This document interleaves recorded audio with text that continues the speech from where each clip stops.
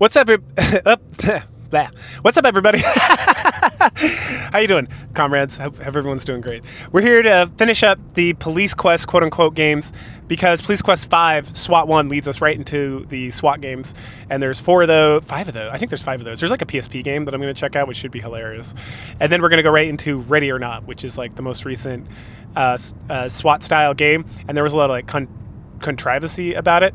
And then also I watched a video by Wendigoon or Wendigame, or he's like at 5 channels, I don't know. Wendigoon, that's what you need to look up.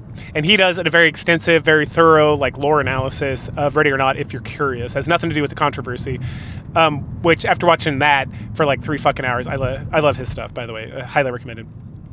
Then I was like, damn, I want to play that game now. We'll deal with the controversy when we get over there. But I have the original version because Fit Girl is a saint. So, fuck yeah. All right, so SWAT 4. What's SWAT 4 about? So SWAT 4 picks up, and immediately we start with the death of a policeman. Like, we get this cute little shot, and, like, we're, like, officially in Los Angeles, California. No more make-believe city, like in the previous Police Quest games. And there's, like, there's, like, a broad... What do you call it?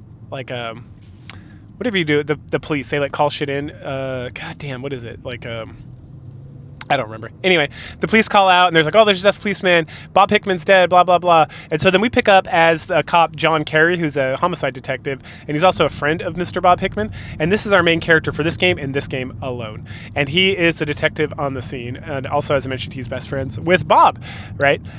So then we do our normal, like, kind of police stuff. This game is very monotonous. Like, each one of these games is kind of monotonous, and that's, like, the point, because it's trying to teach you how to be, like, more like a policeman. Police Quest 3 was the most monotonous of the original, like, quote-unquote good Police Quest games. And I say that because that's what people online kind of, their take on it is, and I would thoroughly agree.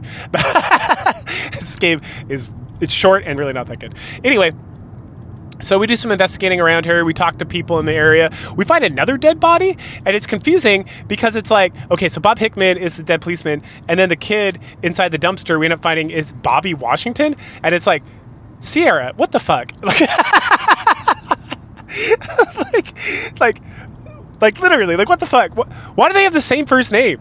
Like, Bobby and Bob are not different enough, you assholes. Like, call him, like, I don't know, Jamal, because he's black, right? Like, like, this game kind of skirts a little bit on some of that, like, good old-timey, like, 80s Los Angeles racism that caused, like, the King riots or whatever. You can Google it or ask. I wouldn't Google it. You know what? Fuck Google. Go ask ChatGPT or Leo or Meta or, like, whatever the fuck. You can even cast Gemini if you really want to. It's going to give you better information than just fucking Googling this shit. Anyway. He's in a nearby dumpster. So we collect all this evidence, and the next morning at the police station, the lieutenant is talking to us, or us as in John, about being a professional because and how we, at some point, let's see, yeah, and how we need to, like, he's going to put us in charge of Bobby, or not Bob, god damn it, game, of Hickman's, like, case. But since we were friends, as long as we're professional about it, we'll be okay.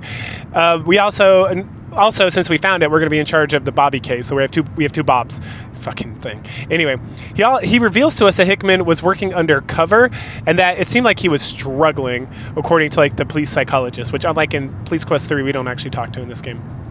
So after talking to him, we head to our desk. We meet our partner, which is just like some old guy who does nothing but, like, file paperwork for us. And the only reason to file paperwork in this game is to get points. It has no effect on anything besides, like, when you got to file paperwork every once in a while to get, like, the max amount of points if that's something you fucking care about. So since I'm just trying to, like, maximize my police experience here, you file a lot of paperwork. Jeez. Also, on the crime scene, we found some tagging on the wall, and so we used the computer here to figure out who the gang is that's related to this. We grabbed some candy from a vending machine, because we're going to need that later, because it's an adventure game, right? And we head out.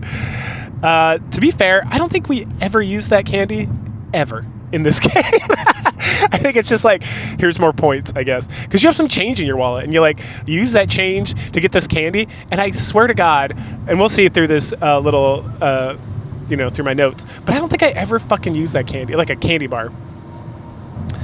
Anyway, so we're walking out of there, and there's a news reporter reporting on Hickman's case, and we're going, and she's, like, harassing us, and we just, like, chuck her to the side and roll out. And don't worry, there'll be vast consequences for that later. And I was like, the fuck? There's no driving in this game, which is excellent because that is like the worst part of these police quest games. You just like open up a map and you're like, go there, and then you drive over there. And I was like, oh, thank you, God. Which makes more sense because we're not traffic police. I mean, it made sense in like the first game because we were like traffic patrol, and even in like the third game, I want to say, because you were also traffic. The second, you really, the driving was very minimal. It wasn't that bad. All right, so first things first, let's head to the morgue to check out the body. So at the morgue, we chit-chat with the secretary. We always have to like say hi and wave to her, and then there's some guy who always jokes around with us before we're allowed to go in, which is funny at first, but it gets annoying after the 45th time you have to come back over here. Anyway, we talked to the coroner, who's like a super close, we're like homies, right? And he was at that crime scene and everything. We talked about the dead kid. There were 3 bullets. Then we shot into him and he was dumped. We talked to Hickman. It looks like he was tied up and tortured and poisoned, which is pretty fucking dark. We then head to the target range because we got to come over here periodically just to like shoot and stuff so that we can make sure, kind of like in the third game, that we can shoot later on, I guess. I don't know. I feel like you just get points from this. At some point you like have to come over here or you like fail the game. But this is just like for funsies or whatever. And there's a whole thing where you got to pick up a paperwork, fill the paperwork out, give it to them, pick up the thing, go out to the rage, put the thing on, do exactly what they tell you to do, reload when they tell you to do. It's like super annoying. And the game's like, you can come here every day. And I was like, I'm only going to come here when I have to after this. Like the guide I was kind of using to figure some of this shit out was literally like, okay, go to the range again. And I was like, I'm not going to do that. Fuck the range. And I only went like the one time where it's like the guide specifically was like, you have to go to the range now. And I was like, all right, I guess I'll go now. Before your like qualification for the week. This game takes place over like 4 days. I think it's like Monday, Tuesday, Wednesday, Thursday, I think. Anyway.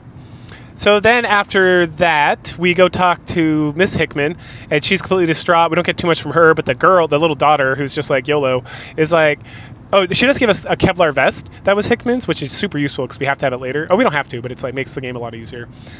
And she tells us about like her mom and daddy were fighting and that there were some pills involved. So we go get the pills from the jacket and whatnot. Then we head back over to the crime scene. We ask around and don't get too much information, but then we find Bobby's sister, and we had to go to like the store to buy an apple to give her the apple so that she tells us about her mom. And then we go over to the mom, and then we can hand over all of the personal effects for Bobby to him. I'm sorry, to her. And at some point she mentions Raymond Jones. So we got to go find this Raymond Jones guy. And he swears he had nothing to do with Bobby's death, but that he kind of knows who he is. And we give him like our phone number so he can call us in case any more information comes up, which is vitally important for later.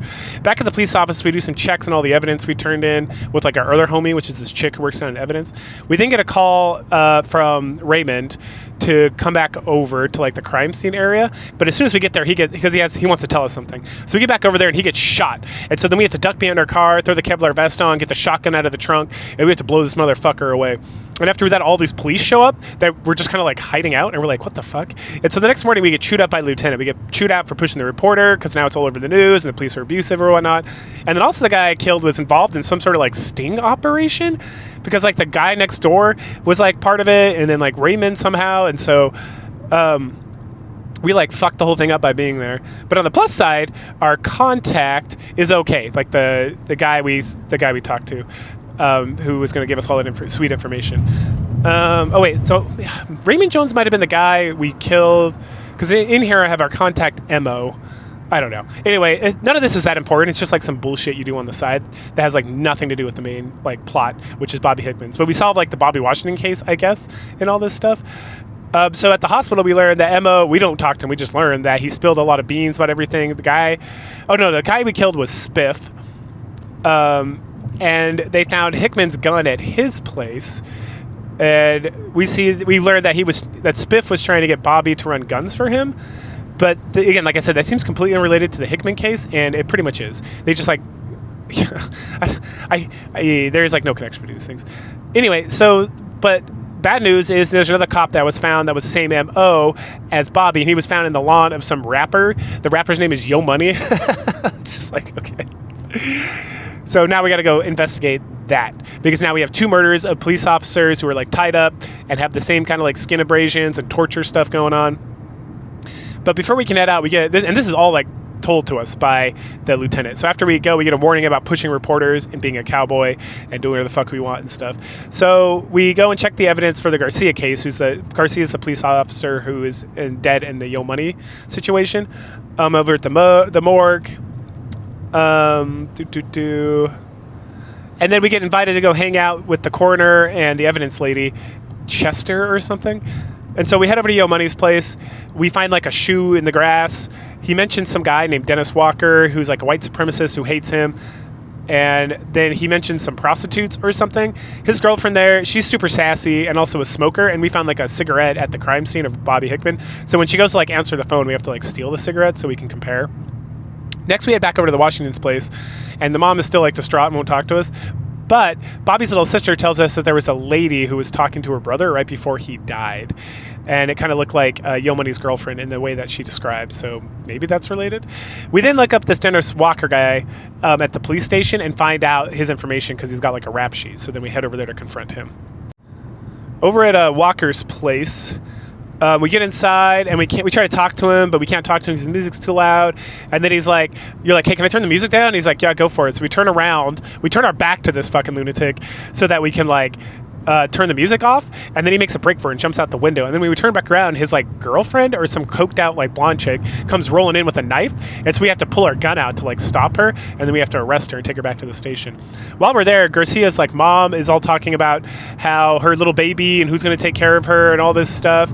And she's like yelling at the lieutenant, and then she's yelling at us. And then we file a report about Hickman and everything else. And then we head over to Hickman's house to see that we missed the memorial service for Hickman, and we apologize to Catherine, who's Hickman's wife.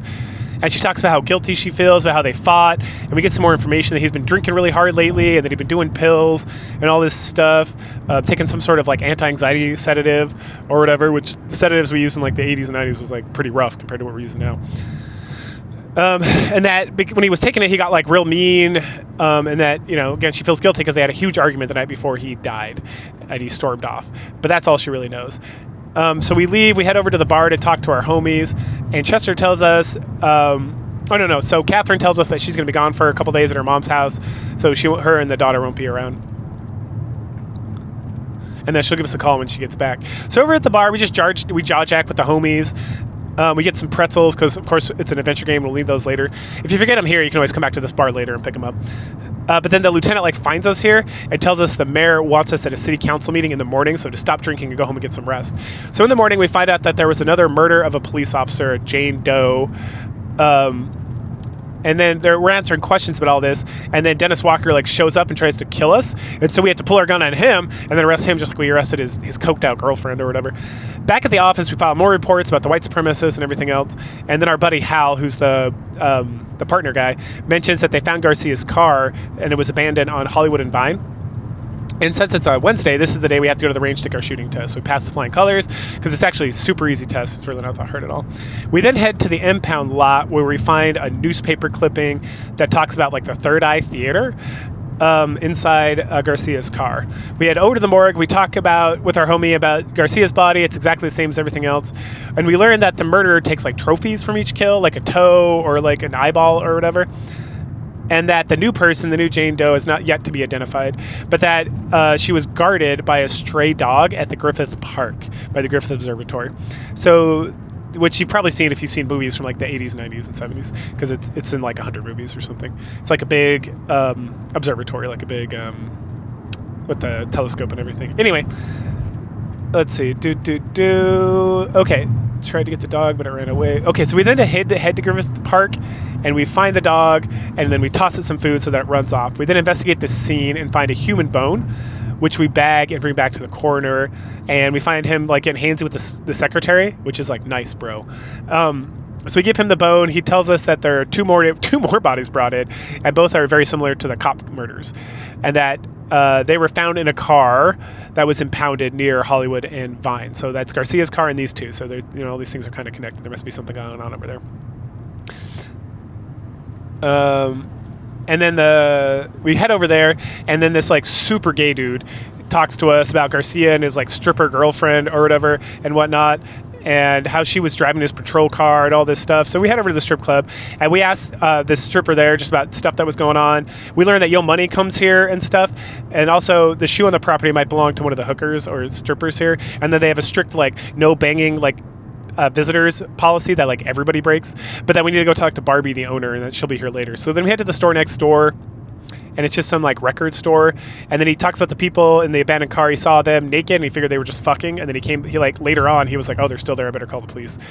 But nothing new from there. So then we head over to Barbie, and she just talks about some old bullshit and whatnot. There's a lot of this in this game. There's a lot of like tenuous connections between things, like the Yo Money thing. Like it gets us to go deal with like the white supremacist who gets us to deal with like this other thing, and then he gets like brought up later. But it's like, why was Garcia dumped at this guy's house? And it's kind of like for no reason. Like, like there's a lot of jibber jabber, and then it's like, okay, I didn't really gather like why these things are connected. They just seem to like be occurring. Like this game is very not well connected and written, to be for sure. Like there's a lot of stuff you do. It's just kind of like adventure game bullshit. Let's see. So then we head over to the morgue, and we see that the secretary's being grilled by our friend, the newspaper lady we shoved into the grass. And she's like revealing all this information she shouldn't be revealing. So we're like, hey, whatever your fucking name is, Stacy, we're going to take you home. And she tries to get us to say something. We just ignore her. And so then she gets on like the news, and she's talking about all this stuff and trying to scare people because she's that kind of reporter and whatnot. And so we head back to the morgue the next day. Sherry. Oh, I was right. It was kind of an S. And so we talked to Sherry and the coroner, whose name is Sam, about the interview and how they need to like wrap that shit up. After Sherry leaves, we chit-chat with Sam a little bit more, and then we head over to Chester and Evidence and chat with her for a little bit more. Then we head to the impound lot to check the vehicle where the 2 dead bodies were found. We find a license. We plug it into the DMV computer so we can track the vehicle's actual owner, and we find it's like some social worker for the county. So then we head over to her, and the secretary there is like, oh, we haven't seen her for a few days. I figured she was just on vacation or whatever, and we think about she may be one of the victims. Searching her office, we find files on like one of the stripper girls and also this guy who works at like the Three-Eyed Theater. It's like, oh, that came up again. And she has a mixtape from Yo Money because she was working with like Yo Money as well or something. So we take the tape to like. We get some real adventure game logic. We take the tape and we sell it to like the record guy who will give us like a drumstick, but we have to have that drumstick to craft. Oh, and then like we go out to our car and someone was fucking with our car, so like there's a mirror on the ground, so we have to we have to get some super glue that we find like in a box at the original crime scene. Yes, this all fucking happens. So then we got to combine this stick with the mirror and with the glue so we can create one of those like, you put like the mirror around the corner so you can see what's going on kind of shits. And it's like, okay, like I would have never fucking figured this out. In fact, it was hard to find the mirror. Like I was like, at some point the game's like the guide is like, combine the mirror with the stick. And I'm like, what mirror? And I had to ask I had to converse with ChatGPT for it to like search like the whole internet to figure out like what mirror. And then it's like, okay, the mirror was there. And so I go and it's like, fucking, like how was I ever supposed to know this? Like I had to like pixel hunt this fucking thing on like every screen. Let's see. So then, call into talks. So then we go back to the strip club. We soothe we talked to Barbie about like her divorce and how sad she is, and how she was the one working with the social security lady. Now she was super nice and super kind, and I don't think we tell her she's dead, but she's dead, so that's sad for her. So finally, we head over to this like Third Eye Theater, right? And we meet this like kind of autistic guy who complains about his dog and talks about the social worker who died and how nice she is, and for some reason we tell him about that. He then gives us some tea and shows us this crazy fucking movie of a guy dressed up like a woman smoking and whatnot, and we fall asleep during the show, which he has to come wake us up, right? And this whole thing is like sketchy as shit, and it's like OT knocking people out, the guy in the dress, a red dress, the girl saw a red dress, like all this stuff's starting to come together, and it's like this guy's clearly the one, the guy who's like killing all these people, right? Like nothing else makes sense. Like all the clues that aren't just like nonsensical bullshit about like Yo Money and other like distractions are targeted towards this person clearly. So after he wakes us up, it's like, all right, so now time to go find that like dog that was at Griffith Park clearly because this guy was talking about a dog. And so I head to the park. There's no dog. I like reload the level. I wander around a whole lot, and I just like I clearly did something that like soft me locked out of this game, because I spent like an hour and a half. Yes, I spent a fucking hour and a half going to every single, talking to everybody, reloading past like before some stuff and like everything, trying to like find this fucking dog, and I'm like. And try to do anything, right? And then I have a guide, right? And then I look up like another guide, because the guy's just like, go to the park and get the dog. And I was like, okay. And then every guide I could find and talking to ChatGPT was like, just go to the park and get the dog. And I was like, I clearly bugged out this game somehow and unable to get this dog. And I'm I'm not playing through this whole fucking game again, because despite how quickly this like guide has gone through, there was so much fucking bullshit talking and like meandering about to get to this like point that I'm like, I'm not doing it again. So I did the thing I do sometimes. I just found a fucking video of a guy who played through the game, and so I could watch the rest of this shit. And it is YZZYXZ, because I'm literally, there's 5 minutes left of this game at this point. Like, we're about to bust this motherfucker. And I was like, I'm not playing through this whole fucking game so I can see like this goddamn ending in like 5 minutes. So again, YZZYXZ. That's his YouTube channel. He does a bunch of playthroughs of adventure games, and they're excellent. And so you can just like, if you want to watch the game instead of like having me relate to you just the plot and whatnot, you can go watch his stuff. Highly recommended. Okay, so for those of you who want to stick around, we head to the park. We get the dog, who then we like grab the dog. Then he leads us to an alleyway by the theater. We break into the building, and in the room we find a severed head in the fridge. It's like shit. Then this leads us, there's a door here that leads us back to the theater. So obviously, like I mentioned before, the sketchy theater guy, he's clearly the killer. So at some point while we're meandering about doing stuff, he knocks us out, but then we wake up and we have to like use the dog to like break through a window or whatever, and then get out of there. And then we get back to the theater and we see the autistic guy dressed like a woman from like the crazy like LSD trip we had earlier, dragging somebody out of there. And so we at some point we found like hairspray and like a torch, like not a medieval torch, like when you're making creme brulee, just like in a kitchen, right? So you gotta like, I can't remember what they're exactly called, but it's like you got it's like it is like a torch. I don't know what else to call it.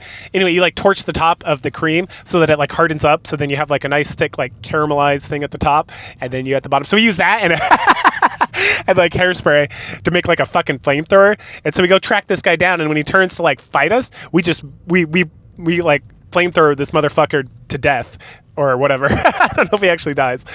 And that's the end of the game, right? So we literally had like 4 more steps to do when this game like bugged out and would not like let this dog show up, no matter like what I did or any of the guides gave me helpful information about. But yeah, so at that point we get a Medal of Honor, and then like Hickman's daughter gives us like a hug, and everyone's like super happy that we solved the serial killer guy case, and everything's great and everyone wins, and like victory, you've defeated Police Quest 4, which was super boring, not gonna lie, and didn't make a lot of sense, and stuff just didn't fall together, and I just did not care for this John Kerry guy or anybody else that was involved. So this one is definitely, if you're gonna play through the Police Quest games, the first 3 Police Quest games are fun, good, old school adventure games that make sense and have like some quirky police stuff. This one is just like a slog to get through, and mine like bugged out right at the end. So I can't recommend this at all. But but next up is Police Quest quote unquote 5, which they changed at the, that's what it originally was, and it was going to focus on SWATs instead of this. But then they're just like, let's just make a SWAT game. And it is more of like, it's almost like an edutainment game, but we'll get there in a couple weeks when I talk about that. So go ahead, like, share, subscribe, comment, and I will catch you guys later.